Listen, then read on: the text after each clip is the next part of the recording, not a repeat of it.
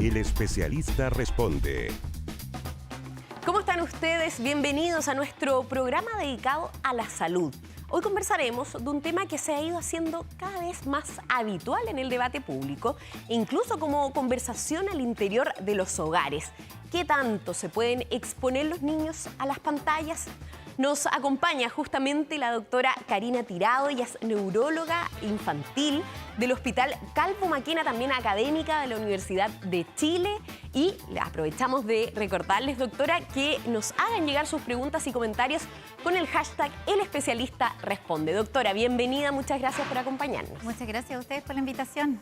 Este es un tema que, tal como lo planteábamos en la introducción, se ha vuelto recurrente entre las madres, los padres, entre toda la sociedad finalmente. ¿Qué tanto exponemos a los niños, no solo a los celulares, a las pantallas en general? También está el televisor, los videojuegos, etcétera. ¿Qué tan es importante, cree usted, doctora, que hablemos de este tema hoy?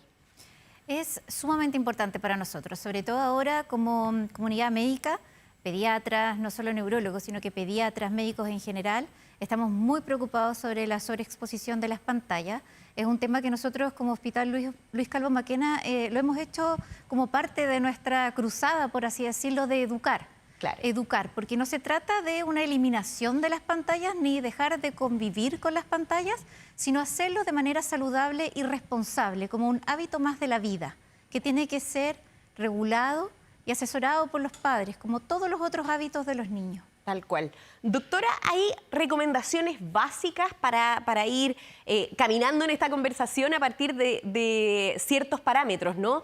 En las edades tempranas, o sea, lactantes, guaguas o niños menores a 2 años, el uso, por ejemplo, de los celulares, ¿no está recomendado en lo absoluto? La verdad es que eso también es una de las novedades que estamos viendo últimamente, porque si bien las sociedades, como la Asociación Americana de Pediatría y muchas otras en Canadá y en otros países han hecho guías clínicas muy basadas en los tiempos de uso de pantalla, por ejemplo, bajo los 18 meses se decía 0 uso, bajo los 2 años solo para como videollamadas con algún adulto significativo para el niño, como que se dan muchas pautas basadas en los tiempos y se decía, bueno, sobre los 6 años no más de 2 horas. Hoy en día nuestra recomendación, la verdad, es que va más bien a, más que poner tiempos, es al uso que le estamos dando a la pantalla. ¿En qué momento lo estamos usando?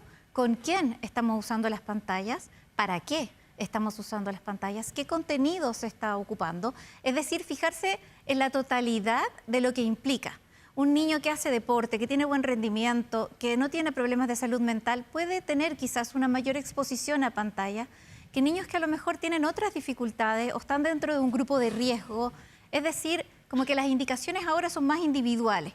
Evidentemente las pautas siguen siendo muy importantes, sigue siendo un tema de controlar los tiempos también, pero no es solo el tiempo. De alguna manera tiene que haber una estructura o una lógica que el niño conozca que hay ciertas reglas, pero usted comenta que es algo finalmente más integral, que tiene que ver también con el acompañamiento que se le da a esta exposición a las pantallas y también con el uso.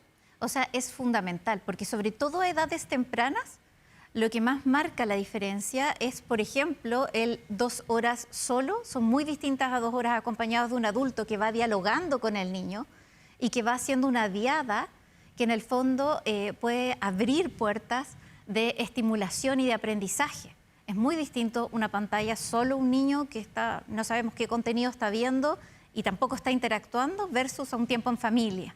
Claro. Donde se va a discutir, donde me va a escuchar mover la boca, va a ver mis gestos ante las respuestas que yo estoy viendo. Entonces, sobre todo en edades tempranas, por ejemplo, el acompañamiento es muy importante. En edades tempranas también, doctora, y preguntarle, en base a sus conocimientos, el desarrollo del cerebro también es distinto. ¿Cómo se va interactuando esos contenidos que los niños ven en las pantallas, ya sea en el televisor, lo decíamos, o en el celular, con su mismo desarrollo neurológico, en este caso, su desarrollo cerebral? Bueno, los niños tienen mayor neuroplasticidad que cualquier persona más adulta. Mientras más adulto, la neuroplasticidad va disminuyendo, ¿cierto? Por lo tanto, las implicancias que puedan tener la pantalla en un niño son mucho más importantes en edades más tempranas. O sea, en el fondo, el impacto que va a tener esa pantalla. Ese impacto Va a ser por un lado a nivel cognitivo, pero también a nivel motor, a nivel de salud mental y a nivel de salud física, ¿ya? Y además estas cosas se entrelazan. O sea, un niño que por las pantallas duerme mal, va a tener un mal sueño y al otro día eso va a afectar su desempeño cognitivo. ¿Se entiende? Claro. Y va a afectar su desarrollo cerebral. Y eso sí o sí va a pasar en la medida en que haya acceso o uso de las pantallas a horas inadecuadas. Lo hemos hablado en otros capítulos, el tema de la higiene del sueño, ¿no? Exactamente. O sea, en el fondo, por eso es que yo hablo que no es solo las horas de pantalla.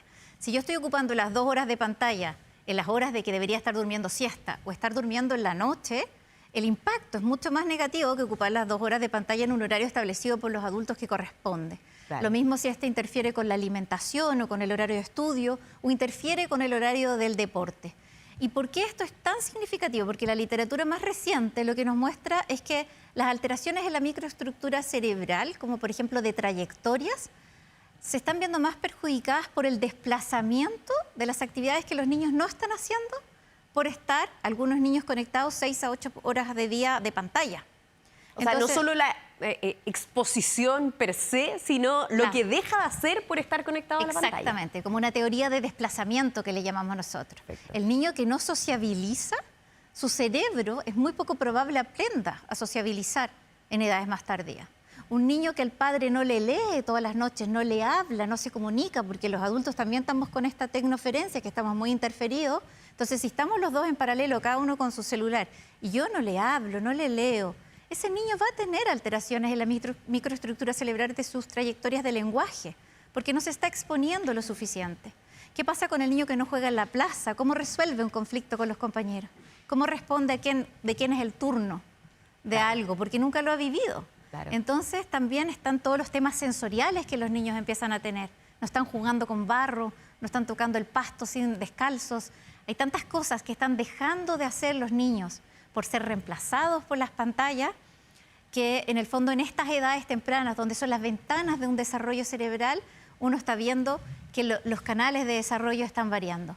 Y hay niños que tienen más factores de riesgo para ese desarrollo cerebral atípico. ¿Quiénes son estos niños que tienen más factores de riesgo y a los que deberíamos poner aún más atención?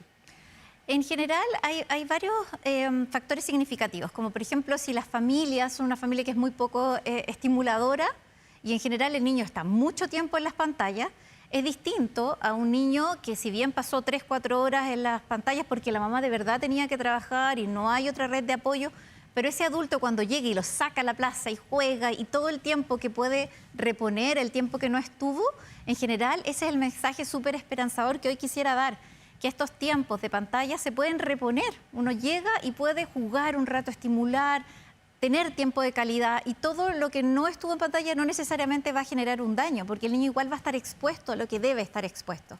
Sin embargo, cuando la familia, permite las pantallas y luego sigue sin fin esto, y sigue sin una estimulación adecuada, eso es un factor de riesgo. Y lo otro son todos los niños que pueden tener alguna condición del neurodesarrollo, entiéndase trastornos del espectro autista, trastornos por déficit de atención con hiperactividad, donde ellos de por sí tienen un enganche mayor a estos dispositivos. Es más difícil, no necesariamente que en el fondo la pantalla le vaya a hacer más daño a ellos de por sí, sino que es más difícil el control de las pantallas en ellos, pues tienen una mayor dificultad de regulación y modulación de la conducta. Entonces van a tener una personalidad con una tendencia a quedar más enganchada en estos dispositivos. Perfecto. Doctora, ya lo planteaba usted, pero para que profundicemos en las áreas que se ven afectadas. Usted mencionaba el sueño, por ejemplo, pero también se ve directamente, o al menos así lo ha ido demostrando la última evidencia, que puede llegar a ser perjudicial en la motricidad fina, en el lenguaje, lo mencionaba también en las habilidades sociales. ¿Cómo va permeando cuando hay un uso indiscriminado de las pantallas? Mira, las pantallas tienen un efecto, por un lado, en la salud física del individuo. Hablemos sedentarismo, riesgo de obesidad, el tema del mayor consumo de carbohidratos mientras uno está frente a una pantalla. O sea, porque uno está como en trance. O sea, uno también puede pensar en lo que le pasa a uno en relación al niño. Uno también a veces está ganas de estar haciendo el scrolling constante y también le debe pasar al niño. Y esta falta de, por ejemplo, una alimentación consciente o todas estas cosas van por el riesgo más médico. También está la salud mental. Ya nuestros adolescentes, por ejemplo, están expuestos a un número de imágenes infinitamente superior al que hacían los adolescentes de hace 20 años que solo veían revistas. Claro. En el fondo es tanta la exposición que el tema de salud mental juega un rol crítico, además de las relaciones que se empiezan a dar entre las redes sociales que pueden caer en conductas de riesgo, puede haber el cyberbullying, puede haber el grooming, todo lo que sabemos de salud mental, que ahí mis colegas psiquiatras tienen como la palabra más en eso. Claro, y que está la delgada línea con los delitos, lisa y llanamente también vinculados con las redes sociales o con la alta exposición. Y vemos también, y la exposición a pornografía, que también claro, en edades tempranas puede ser muy deleteria en salud mental. Y luego tenemos todo lo que a mí me compete más como neuróloga, que es el desarrollo más cognitivo, que ahí nosotros hablamos de lenguaje, está muy demostrado ya lo malo que es la exposición temprana a pantallas en lenguaje, lo que es también malo en términos de las relaciones sociales, de la resolución de conflictos, de la comunicación social que tienen los individuos. Y el desarrollo psicomotor hoy en día también es un tema que se ha demostrado en pruebas estandarizadas, que niños que tienen mayor exposición a pantallas por más tiempo y más temprana tienen peor desempeño en pruebas de desarrollo psicomotor. Ahora sí quiero ser súper clara que esta es una relación bidireccional. Un niño que también es obeso, en general es más malo para los deportes, lo va a evitar y se va a exponer más a pantalla. Claro. Entonces no es solo el tema que ver mucha pantalla te lleve a la obesidad, sino que también es hacia el otro lado. Y niños que tienen mayor... bastante circular. Es circular. Niños que tienen mayor desempeño cognitivo en el colegio, pero sí son muy buenos en los videojuegos, se sienten bien en esa área, sienten que acá ellos son buenos, es algo que hacen bien, es algo en lo que rinden. Entonces, obviamente, el enganche en esa actividad versus en la actividad escolar, que estoy fracasando y no soy bueno, nuevamente me va a llevar más a las pantallas.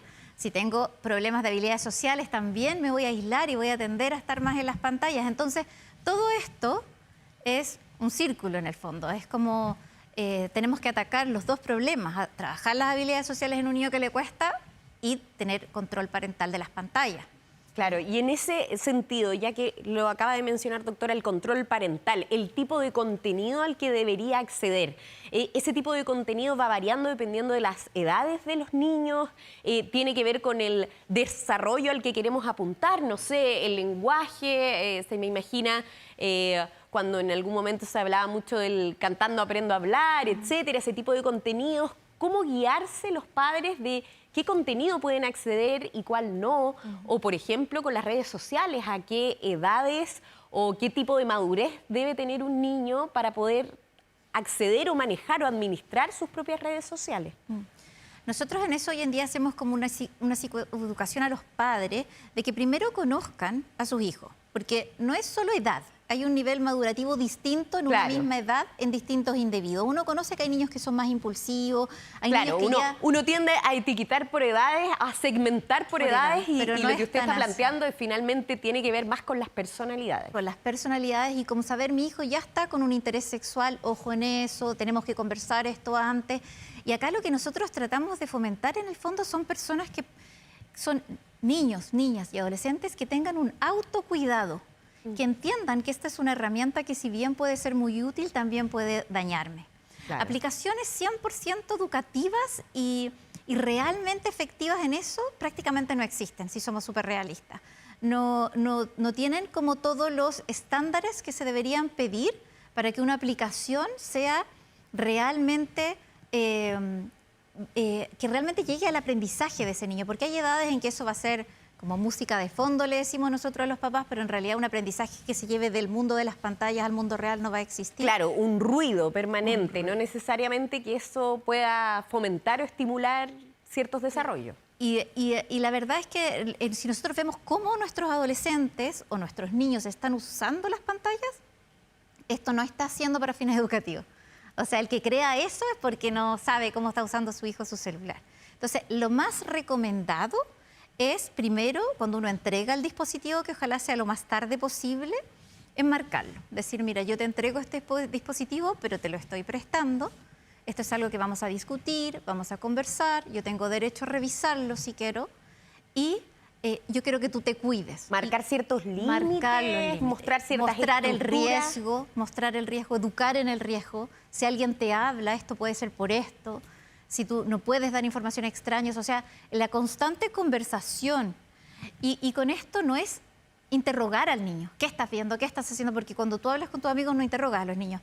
Cuenta tus experiencias. ¿Sabes qué me pasó? Que en el teléfono yo estaba viendo algo de neurología y me salió algo nada que ver y me asusté porque era feo. ¿Te ha pasado algo así? Eso es como uno engancha la conversación con los niños.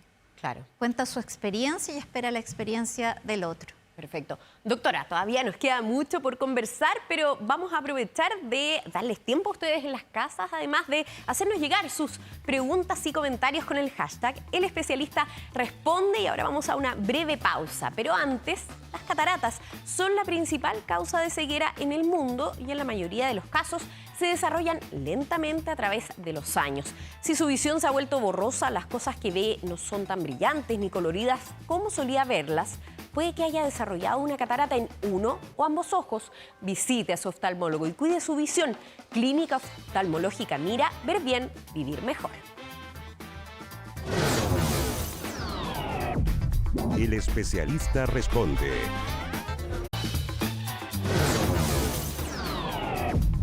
El Especialista Responde. Seguimos conversando con la doctora Karina Tirado. Ella es neuróloga infantil del Hospital Calvo Maquena y también académica de la Universidad de Chile, justamente de la exposición de los niños a las pantallas. Doctora, conversábamos en pausa de los videojuegos. ¿Qué tan tóxico puede ser, entre comillas, para los niños por el tema de la adicción que se puede generar? Mira, lo primero es decir es que... Perjudicial era la palabra que estaba buscando en mi cabeza. Lo primero es decir es que los videojuegos vienen con recomendaciones específicas de edades, ¿ya?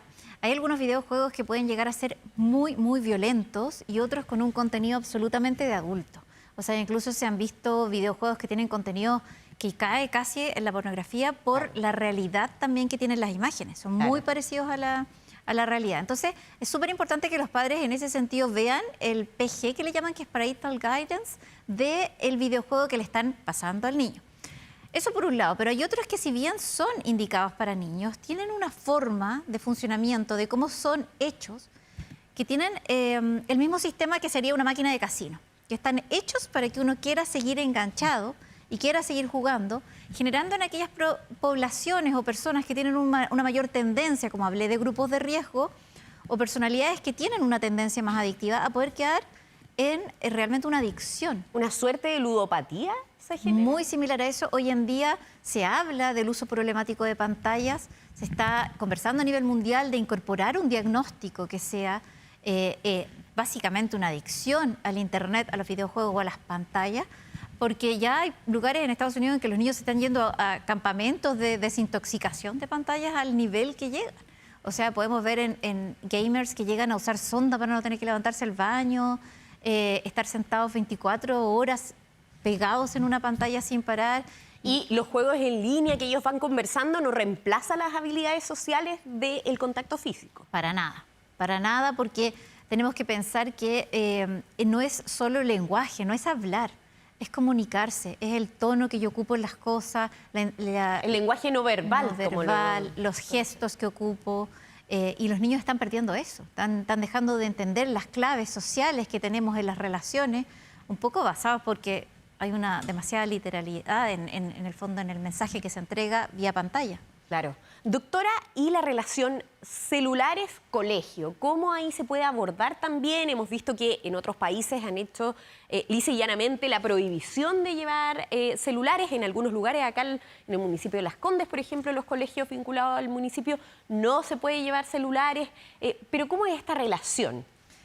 La verdad es que nosotros hemos impulsado mucho, tenemos así en el hospital, hemos puesto en nuestras redes sociales y todo, la felicidad que nos dio saber que algunos colegios están sacando los celulares del aula. Está súper demostrado que el celular no es una herramienta educativa, que no fomenta la educación, que no hay aprendizaje detrás del uso de celulares, que no es superior a los libros. Se ha visto que en muchos países que iniciaron iniciativas de solo usar iPad y computadores están volviendo a los libros, en países como Finlandia, porque se ve que el aprendizaje de los niños requiere más que una pantalla, requiere la interacción con un facilitador, con un adulto, una persona, y además requiere la lectura, la escritura y la incorporación de otros elementos que la pantalla no nos puede dar. ¿Ya? Claro, y ahí estamos viendo la realidad también, que es muy visible entre distintos colegios, que siempre va a haber una persona o para 10 o para 40 jóvenes o niños, y ahí sí o sí cambia la interacción que se puede producir con la pantalla, independiente que sea en pos de un contenido educativo. Y la verdad es que esto no solo lo decimos nosotros porque no estamos en los ámbitos educativos, pero yo he tenido la suerte de poder trabajar con educadoras mucho, con profesores y con gente que está ligada a la educación. Y la verdad es que como saben que tengo este tema de las pantallas, se me acercan y me dicen, es que no puedes creer lo que son los recreos ahora, que no están los celulares. Hemos vuelto a tener problemas con la pelota de fútbol, hemos vuelto a ver niños jugando, vemos niños resolviendo conflictos, conversando, cosa que lo que antes salíamos al patio y teníamos puros grupos de niños conectados en grupos de A5 en los celulares, y el que no tenía celular estaba tratando de mirar por atrás a los que tenían. Y nuestros problemas del recreo eran que les mostró algo, que le dijo algo, que le mandó un mensaje. Y ahora hemos vuelto a tener los problemas de que me pegó un pelotazo, me caí. Problemas lindos, finalmente. Es más trabajo para los profesores, pero están contentos. Y la verdad es que... y tiene impacto educativamente, eso se ha demostrado. Y creemos que va a tener impacto a largo plazo en lo que son habilidades sociales de los niños. Van a volver a mejorar ese aspecto que está... Pero también se ha demostrado que tiene un impacto en el tema académico en sí. Es que el celular en sí nunca ha tenido un rol como favorable en el tema académico. Entonces, en el fondo, el no estar claramente no ha marcado esa diferencia en términos de que aprendan más o menos usando o no el celular. Se ha visto que no es mejor decirle a los niños busquen esta palabra en Google que saquen un diccionario y busquen la palabra. O sea, no es mejor eso que lo otro. Perfecto. Lo que sí ha tenido un impacto muy positivo, y perdón, quizás ahí entiendo tu pregunta, es que es más distractor el celular, es muy distractor. Entonces, para aquellos niños que también les cuesta el tema atencional, el tener un celular por ahí dando vuelta era fatal. No va a mejorar su rendimiento. No. Revisemos, doctora, algunas de las preguntas que nos han hecho llegar a través de redes sociales. Claudio Dávila pregunta, ¿cuánto es el tiempo recomendado para un menor de edad, sea cual sea su edad, al frente de una pantalla? Y yendo al principio de nuestra conversación, tiene más que ver con la personalidad, lo que hablábamos, ¿no? Claro, y la verdad es que sí hay guías clínicas que establecen tiempos establecidos. O sea, antes de los 24 meses, ojalá nada. Después que sea 1 hora, pero guiada y acompañada. Y sobre los 6 años, ojalá no más de 2 horas, pero que no interfieran actividades como el estudio, el deporte, la lectura o la sociabilización con los compañeros. Entonces, en el fondo, si bien hay ciertas pautas en generales en términos de tiempo y están súper establecidas, se pueden ver en la Asociación Americana de Pediatría gratis en Internet, pero... Insisto que no nos tenemos que fijar tanto en los tiempos, sino más bien en el qué están viendo, con quién están viendo, el contenido que lo están viendo, el uso que le están dando a la pantalla. ¿Es un videojuego, es otra cosa, es interactivo o no? Que también es un mundo diferente. Claro, que haya una guía también, que se involucre más el adulto en esta experiencia que está teniendo, la experiencia digital de los niños. Perfecto. Veamos otra de las preguntas que nos han hecho llegar a través del hashtag El Especialista Responde por Instagram. Juan Ignacio nos pregunta, tengo una bebé de 1 mes. ¿Qué tan perjudicial es que yo esté viendo televisión o el celular, pero ella no? ¿Podría quizás ver cambios de luces en el cielo o en las murallas? Mira, la verdad es que ahí lo más dañino para el bebé va a ser el que la mamá esté interferida por su celular, porque es una etapa fundamental para el vínculo. Es una etapa en que ella le puede cantar, leer, el balbuceo. Es toda una etapa en que los masajes, todo eso... Pero eso lo va a hacer la mamá y el papá también. Y el papá, claro. Yo no supe si era mamá... Es que Juan Ignacio. Perdón. Claro. En el fondo, el que sea el cuidador responsable, lo ideal es que el rato que esté con el bebé, esté con el bebé. Y que deje los horarios de celular quizás para cuando el bebé duerme o el bebé está haciendo otra actividad. Porque en el fondo son tiempos fundamentales de estimulación. Pero si esta persona, por ejemplo, va a ver algo en la televisión, ¿sería más conveniente que la guagua acá de un solo mes esté en otra habitación? O sea, acompañada, por supuesto, pero... Claro, lo ideal es no estar interferidos por un aparato electrónico mientras estamos con los bebés, porque si no, hay también una sensación de que este bebé se quiere conectar con nosotros, quiere interactuar, quiere jugar, quiere buscar el contacto del adulto y no lo encuentra. Está totalmente como esta tecnoferencia que le llamamos nosotros, que son papás no disponibles finalmente.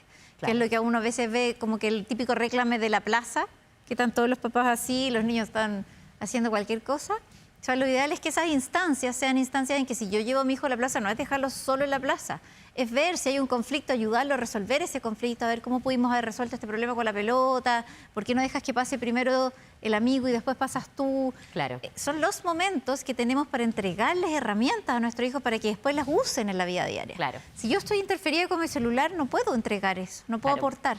Bueno, es que usted también plantea un punto, doctora, que acá el uso excesivo permea todas las edades. También nos pasa a nosotros, nos pasa a los adultos, a las mamás, papás, a quienes no somos padres también, permea en eso. Y también tenemos que tener esa conversación eventualmente o con nosotros mismos de qué tanto nos dejamos llevar por el uso de la tecnología. Alcanzamos a revisar otra de las preguntas, a ver si aparece Andrés Steffi. Mi hijo tiene horarios estrictos para estar expuesto a pantallas, pero de igual forma se enoja en ocasiones cuando le digo que cumpla el horario. ¿Cuánto tiempo al día puede estar frente a la pantalla? ¿Cómo evitar esos ataques de enojo o ira? Yo generalmente lo que más recomiendo es, como digo, no más de 2 horas. Creo que 2 horas es un tiempo bastante prudente, pero va a depender de las características del niño. Insisto, si es un niño que ha hecho ya su deporte, que es rápido para hacer sus tareas, que ya estudió, que tuvo un tiempo de jugar, etcétera, que no sea durante la alimentación, que no interfiera con su sueño, bueno, uno puede flexibilizar esos horarios. Nada tiene que ser tan rígido, ¿me entiendes? Todo tiene que ser visto en base a que el niño cumpla lo que tiene que cumplir y, bueno, dentro de su tiempo libre se deja también un tiempo para las pantallas. Y es muy habitual que los niños, después de quitar, cuando uno trata de quitar el dispositivo, se enojen y vengan unas desregulaciones, desregulaciones significativas. Y esto tiene que ver por lo mismo que hemos hablado, que la pantalla tiene un efecto un poco enganchador, adictivo, el que cuesta que yo me desenganche. Y hay niños que les cuesta mucho más, como hablaba de estos niños, por ejemplo, con trastornos del neurodesarrollo, pueden llegar a ser desregulaciones muy severas. Por lo tanto, nosotros en esos casos casi sugerimos mejor no exponer a los niños a pantalla. Si no es una necesidad, no lo hagan. En el fondo, buscar alternativas a las pantallas o ver cómo uno puede empezar a anticipar al niño. Mira, tu horario es de a este horario, y ya cuando quedan unos 15 minutos empezar, oye, te quedan 10 minutos, recuerda que yo voy a apagar la tele, nunca apagárselo en la mitad del programa, porque también es agresivo para el niño, buscar que esto haya terminado, entonces uno tiene que saber qué está viendo y cuánto dura. Entonces uno dice, bueno, este programa dura 20 minutos, listo, yo he terminado este programa, lo voy a cortar, lo voy a apagar, ¿te acuerdas que lo conversamos? Y ir anticipando a este niño a ese evento, pero a veces termina en desregulación igual. Claro, o sea, es algo que en algunas ocasiones no se va a poder evitar por las características de los Lo que más ayuda es el hábito. Hay niños que ya cuando uno les marca tanto, es como la hora de sueño. Hay niños que uno ya tanto lo tiene marcado que se van a acostar casi solitos porque ya es demasiado el hábito. Pero eso implica padres que también tengan esa capacidad de marcar los tiempos, y eso uno también tiene que, como adulto, porque acá la responsabilidad realmente yo se las entrego a los papás, es nuestra. Tenemos que preguntarnos, ¿yo soy una persona capaz de poner estos ritmos, de marcar estos tiempos? ¿Cómo estoy con el tema sueño, alimentación y los otros hábitos? Este es un hábito más. Uno no entrega el chocolate libre, ¿cierto? Claro que sí, doctora. Nos queda mucho todavía por conversar. Vamos a plantearnos volver a invitarla para seguir hablando, porque ya se nos acabó el tiempo, estamos atrasadísimos. Pero bueno, lo invitamos a usted, doctora, y a ustedes en sus casas a revisar 24horas.cl. Nuestro equipo preparó, de hecho, un artículo al respecto. Doctora Karina Tirado, muchísimas gracias por acompañarnos. Gracias a ustedes por la oportunidad. Y a ustedes, muchas gracias por vernos y acompañarnos aquí en El Especialista Responder, pero ahora siga, por supuesto, en compañía de Canal 24 Horas. Que tengan una buena tarde. Chao.